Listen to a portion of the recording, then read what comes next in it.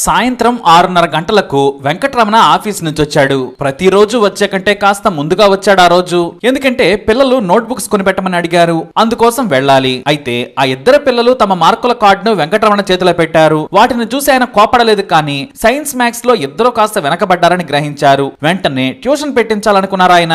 ఆలస్యం చేయకుండా తన భార్యను పిలిచి, మన కాలనీలో టీచర్ ఎవరైనా ఉంటే పక్కింటి మీ ఫ్రెండ్ ని అడుగు, ఎవరో వారి పిల్లలకు ట్యూషన్ చెబుతున్నట్లుంది కదా అన్నాడు వెంకటరమణ.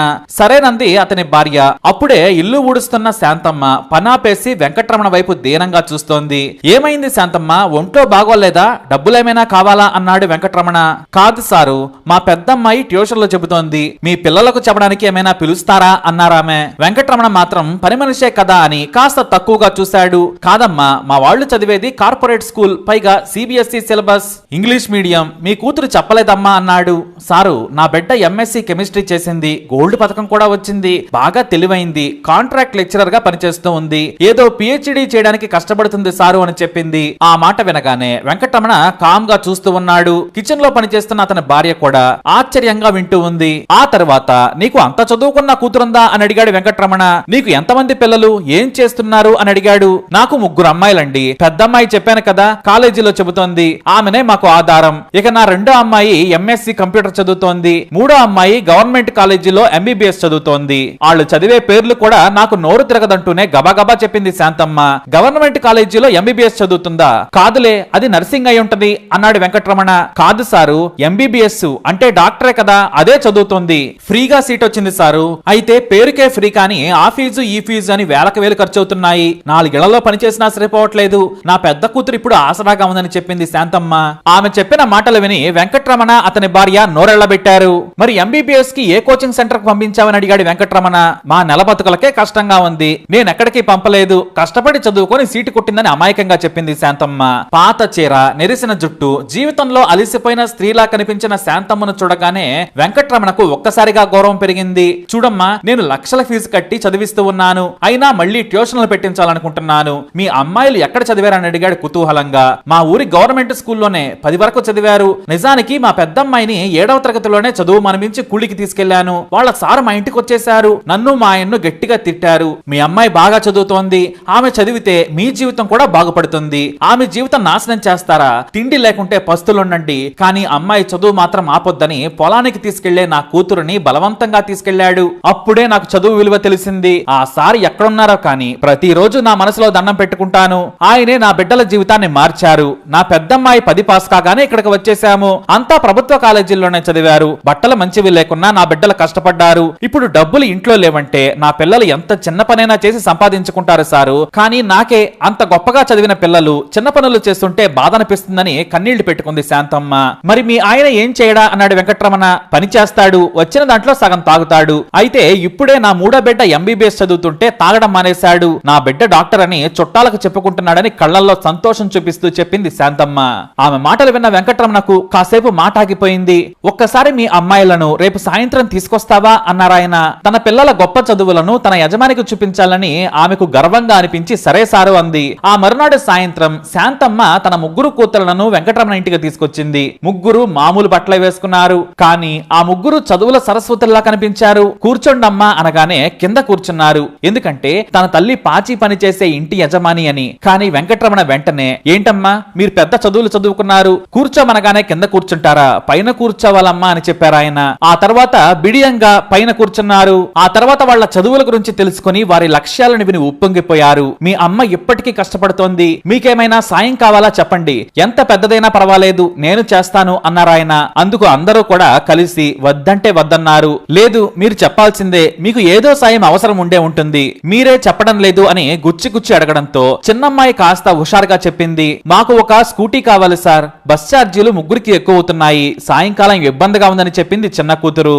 ఆ మాట విన్న వెంకటరమణకు ఎంతో సంతోషం అనిపించింది. రేపే నేను మీకు యాక్టివా కొనిపెడతానన్నారు ఆయన. ఆ తర్వాత ఇంటికి వెళ్లి మరుసటి రోజు కలిశారు. అన్నట్టుగానే సాయంత్రానికి కొత్త యాక్టివా తన ఇంటి దగ్గరకు తెప్పించాడు వెంకటరమణ.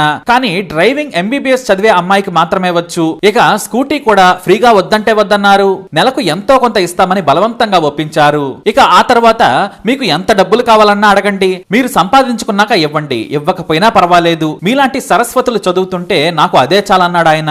సార్ మీరు బండి కొని పెట్టినందుకు మీ పిల్లలకు ట్యూషన్ చెబుతాను అంది పెద్దమ్మాయి. సరే, నీలాంటి చదువుల తల్లి నా పిల్లలకు ట్యూషన్ చెబితే వారికి కూడా స్ఫూర్తిగా ఉంటుంది అన్నాడు వెంకటరమణ.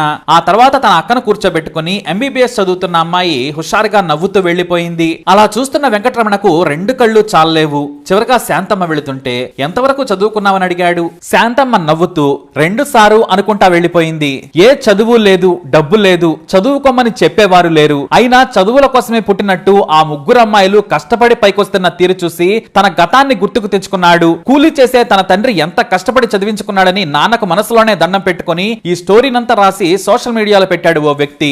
అలా ఇప్పుడు వైరల్ గా మారింది ఈ స్టోరీ. బాగా కష్టపడి చదువుకునే పేద పిల్లలకు మనము సాయం చేద్దాం, వారి భవిష్యత్తుకు చిన్న చేయందిద్దాం. వాళ్ళు మన సాయం ఎప్పుడూ మరిచిపోరనేది వాస్తవం. సాయంత్రం 6:30 గంటలకు వెంకటరమణ ఆఫీస్ నుంచి వచ్చాడు. ప్రతిరోజు వచ్చే కంటే కాస్త ముందుగా వచ్చాడు ఆ రోజు. ఎందుకంటే పిల్లలు నోట్బుక్స్ కొనిపెట్టమని అడిగారు, అందుకోసం వెళ్ళాలి. అయితే ఆ ఇద్దరు పిల్లలు తమ మార్కుల కార్డును వెంకటరమణ చేతిలో పెట్టారు. వాటిని చూసి ఆయన కోపడలేదు, కానీ సైన్స్ మ్యాథ్స్ లో ఇద్దరు కాస్త వెనకబడ్డారని గ్రహించారు. వెంటనే ట్యూషన్ పెట్టించాలనుకున్నారు ఆయన.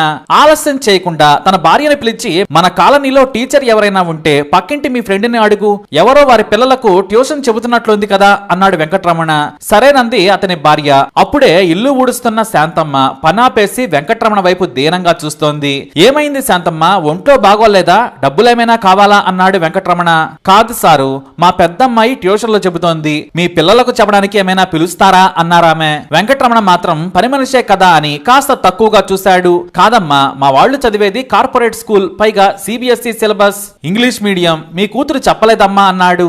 సారు, నా బిడ్డ ఎంఎస్సి కెమిస్ట్రీ చేసింది, గోల్డ్ పథకం కూడా వచ్చింది, బాగా తెలివైంది, కాంట్రాక్ట్ లెక్చరర్ గా పనిచేస్తూ ఉంది, ఏదో పిహెచ్డి చేయడానికి కష్టపడుతుంది సారు అని చెప్పింది. ఆ మాట వినగానే వెంకటరమణ కామ్ గా చూస్తూ ఉన్నాడు. కిచెన్ లో పనిచేస్తున్న అతని భార్య కూడా ఆశ్చర్యంగా వింటూ ఉంది. ఆ తర్వాత, నీకు అంత చదువుకున్న కూతురుందా అని అడిగాడు వెంకటరమణ.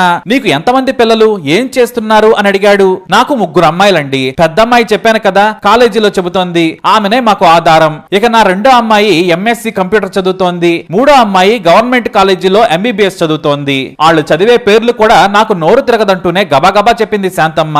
గవర్నమెంట్ కాలేజీలో ఎంబీబీఎస్ చదువుతుందా? కాదులే, అది నర్సింగ్ అయి ఉంటది అన్నాడు వెంకటరమణ.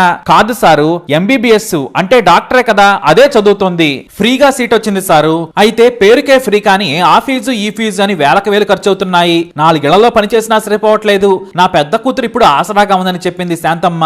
ఆమె చెప్పిన మాటలు విని వెంకటరమణ అతని భార్య నోరెళ్లబెట్టారు. మరి ఎంబీబీఎస్ కి ఏ కోచింగ్ సెంటర్ కు పంపించామని అడిగాడు వెంకటరమణ. మా నెల బతుకులకే కష్టంగా ఉంది చూడమ్మా, నేను లక్షల ఫీజు కట్టి చదివిస్తూ ఉన్నాను, అయినా మళ్ళీ ట్యూషన్లు పెట్టించాలనుకుంటున్నాను. మీ అమ్మాయిలు ఎక్కడ చదివారని అడిగాడు కుతూహలంగా. మా ఊరి గవర్నమెంట్ స్కూల్లోనే 10 వరకు చదివారు. నిజానికి మా పెద్దమ్మాయిని 7వ తరగతిలోనే చదువు మనమించి కూలికి తీసుకెళ్లాను. వాళ్ళ సార్ మా ఇంటికి వచ్చేశారు, నన్ను మా ఆయన్ను గట్టిగా తిట్టారు. మీ అమ్మాయి బాగా చదువుతోంది, ఆమె చదివితే మీ జీవితం కూడా బాగుపడుతుంది, ఆమె జీవితం నాశనం చేస్తారా, తిండి లేకుంటే పస్తులుండండి, కానీ అమ్మాయి చదువు మాత్రం ఆపొద్దని పొలానికి తీసుకెళ్లే నా కూతురుని బలవంతంగా తీసుకెళ్లాడు. అప్పుడే నాకు చదువు విలువ తెలిసింది. ఆ సార్ ఎక్కడున్నారో కానీ ప్రతిరోజు నా మనసులో దండం పెట్టుకుంటాను. ఆయనే నా బిడ్డల జీవితాన్ని మార్చారు. నా పెద్దమ్మాయి 10 పాస్ కాగానే ఇక్కడికి వచ్చేసాము. అంతా ప్రభుత్వ కాలేజీల్లోనే చదివారు. బట్టలు మంచివి లేకున్నా నా బిడ్డలు కష్టపడ్డారు. ఇప్పుడు డబ్బులు ఇంట్లో లేవంటే నా పిల్లలు ఎంత చిన్న పనైనా చేసి సంపాదించుకుంటారు సారు, కానీ నాకే అంత గొప్పగా చదివిన పిల్లలు చిన్న పనులు చేస్తుంటే బాధ అనిపిస్తుందని కన్నీళ్లు పెట్టుకుంది శాంతమ్మ. మరి మీ ఆయన ఏం చేయడా అన్నాడు వెంకటరమణ. పని చేస్తాడు, వచ్చిన దాంట్లో సగం తాగుతాడు. అయితే ఇప్పుడే నా 3వ బిడ్డ ఎంబీబీఎస్ చదువుతుంటే తాగడం మానేశాడు. నా బిడ్డ డాక్టర్ అని చుట్టాలకు చెప్పుకుంటున్నాడని కళ్ళల్లో సంతోషం చూపిస్తూ చెప్పింది శాంతమ్మ. ఆమె మాటలు విన్న వెంకటరమణకు కాసేపు మాట ఆగిపోయింది. ఒక్కసారి మీ అమ్మాయిలను రేపు సాయంత్రం తీసుకొస్తావా అన్నారాయన. తన పిల్లల గొప్ప చదువులను తన యజమానికి చూపించాలని ఆమెకు గర్వంగా అనిపించి సరే సారు అంది. ఆ మరునాడు సాయంత్రం శాంతమ్మ తన 3 కూతుళ్లను వెంకటరమణ ఇంటికి తీసుకొచ్చింది. 3 మామూలు బట్టలు వేసుకున్నారు, కానీ ఆ 3 చదువుల సరస్వతుల్లా కనిపించారు. కూర్చోండమ్మా అనగానే కింద కూర్చున్నారు. ఎందుకంటే తన తల్లి పాచి పని చేసే ఇంటి యజమాని అని. కానీ వెంకటరమణ వెంటనే, ఏంటమ్మా మీరు పెద్ద చదువులు చదువుకున్నారు, కూర్చోమనగానే కింద కూర్చుంటారా, పైన కూర్చోవాలమ్మా అని చెప్పారు ఆయన. ఆ తర్వాత బిడియంగా పైన కూర్చున్నారు. ఆ తర్వాత వాళ్ళ చదువుల గురించి తెలుసుకుని వారి లక్ష్యాలను విని ఉప్పొంగిపోయారు. మీ అమ్మ ఇప్పటికీ కష్టపడుతోంది, మీకేమైనా సాయం కావాలా చెప్పండి, ఎంత పెద్దదైనా పర్వాలేదు నేను చేస్తాను అన్నారు ఆయన. అందుకు అందరూ కూడా కలిసి వద్దంటే వద్దన్నారు. లేదు మీరు చెప్పాల్సిందే, మీకు ఏదో సాయం అవసరం ఉండే ఉంటుంది, మీరే చెప్పడం లేదు అని గుచ్చి అడగడంతో చిన్నమ్మాయి కాస్త హుషారుగా చెప్పింది, మాకు ఒక స్కూటీ కావాలి సార్, బస్ ఛార్జీలు ముగ్గురికి ఎక్కువ అవుతున్నాయి, సాయంకాలం ఇబ్బందిగా ఉందని చెప్పింది చిన్న కూతురు. ఆ మాట విన్న వెంకటరమణకు ఎంతో సంతోషం అనిపించింది. రేపే నేను మీకు యాక్టివా కొనిపెడతానన్నారు ఆయన. ఆ తర్వాత ఇంటికి వెళ్లి మరుసటి రోజు కలిశారు. అన్నట్టుగానే సాయంత్రానికి కొత్త యాక్టివా తన ఇంటి దగ్గరకు తెప్పించాడు వెంకటరమణ. కానీ డ్రైవింగ్ MBBS చదివే అమ్మాయికి మాత్రమే వచ్చు. ఇక స్కూటీ కూడా ఫ్రీగా వద్దంటే వద్దన్నారు. నెలకు ఎంతో కొంత ఇస్తామని బలవంతంగా ఒప్పించారు. ఇక ఆ తర్వాత మీకు ఎంత డబ్బులు కావాలన్నా అడగండి, మీరు సంపాదించుకున్నాక ఇవ్వండి, ఇవ్వకపోయినా పర్వాలేదు, మీలాంటి సరస్వతులు చదువుతుంటే నాకు అదే చాలన్నాడు ఆయన. సార్ మీరు బండి కొనిపెట్టినందుకు మీ పిల్లలకు ట్యూషన్ చెబుతాను అంది పెద్దమ్మాయి. సరే నీలాంటి చదువుల తల్లి నా పిల్లలకు ట్యూషన్ చెబితే వారికి కూడా స్ఫూర్తిగా ఉంటుంది అన్నాడు వెంకటరమణ. ఆ తర్వాత తన అక్కను కూర్చోబెట్టుకుని MBBS చదువుతున్న అమ్మాయి హుషారుగా నవ్వుతూ వెళ్లిపోయింది. అలా చూస్తున్న వెంకటరమణకు రెండు కళ్ళు చాలలేవు. చివరిగా శాంతమ్మ వెళుతుంటే ఎంతవరకు చదువుకున్నావని అడిగాడు. శాంతమ్మ నవ్వుతూ 2 సారు అనుకుంటా వెళ్లిపోయింది. ఏ చదువు లేదు, డబ్బు లేదు, చదువుకోమని చెప్పేవారు లేరు, అయినా చదువుల కోసమే పుట్టినట్టు ఆ ముగ్గురు అమ్మాయిలు కష్టపడి పైకొస్తున్న తీరు చూసి తన గతాన్ని గుర్తుకు తెచ్చుకున్నాడు. కూలీ చేసే తన తండ్రి ఎంత కష్టపడి చదివించుకున్నాడని నాన్నకు మనసులోనే దండం పెట్టుకుని ఈ స్టోరీనంతా రాసి సోషల్ మీడియాలో పెట్టాడు ఓ వ్యక్తి. అలా ఇప్పుడు వైరల్ గా మారింది ఈ స్టోరీ. బాగా కష్టపడి చదువుకునే పేద పిల్లలకు మనము సాయం చేద్దాం, వారి భవిష్యత్తుకు చిన్న చేయందిద్దాం, వాళ్ళు మన సాయం ఎప్పుడూ మరిచిపోరనేది వాస్తవం. మరి ఈ స్టోరీపై మీ అభిప్రాయాన్ని కమెంట్ ద్వారా తెలియజేయండి. ఇప్పుడు లైక్ చేయండి, షేర్ చేయండి, మా ఛానల్ ని సబ్స్క్రైబ్ చేసుకోండి.